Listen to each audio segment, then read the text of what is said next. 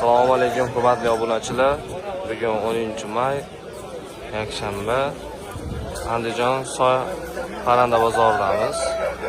O'zim chorshanba kuni bozorga chiqdim. Obzor qilib ko'rsatdim bir qatori. 3 kun 4 kunlik jo'jalarni istab chiqdim yo'q ekan. Bugun mana inshaalloh bozordan istab topib bostirib qo'yishga harakat qilamiz.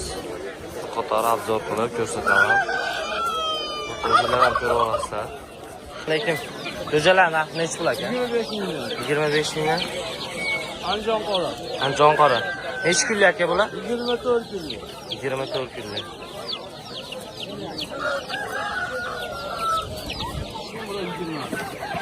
Otuz beş mingdan 20 ming so'mlik. Aka necha kunlik bular? Necha kunlik aka bular?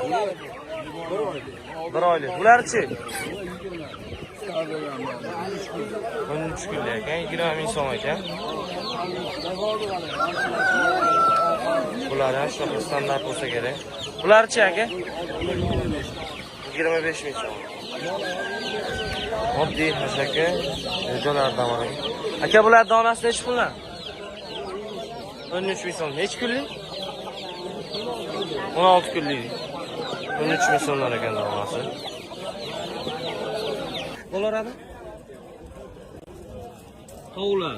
Narxlar qanaqa? Ayollar turyapti. 150 mingdan kami bo'ladi. Xo'roz 200 ming so'm.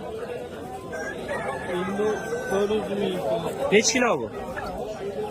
5 kiloligi. 5 kiloligi. Xo'p. Bular ham sizdan? Ha, mononisi 7 kilo. 7 kilo.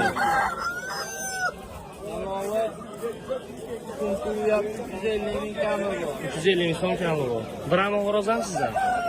200 ming so'm. 200 ming so'm. Bular kimdan? Aka Brahma xo'roz qancha ekan?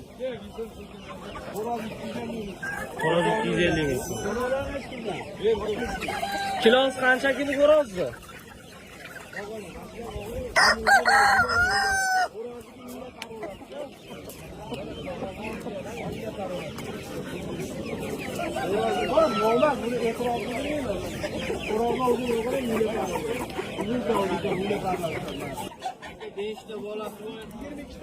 Beshtasi bolasi bor ekan, 400 ming so'm ekan, 2 oylik ekan. 50 mingdan beri.